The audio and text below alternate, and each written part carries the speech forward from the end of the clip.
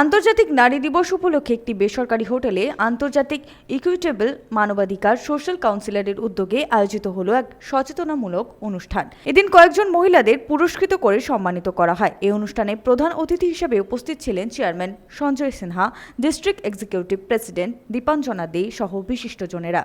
পাশাপাশি এদিন সীতারামপুর স্টেশনে আন্তর্জাতিক নারী দিবস উপলক্ষে মহিলা রেল কর্মচারী এবং স্থানীয় মহিলাদের ফুলের উপহার দিয়ে সম্মানিত করা হয়।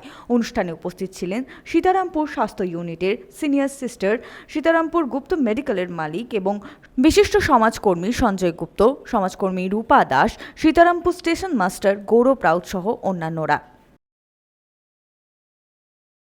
সঞ্জয় যাদব ও বান্টি খান, 99 নিউজ বাংলা, আসানসোল ও কুলটি।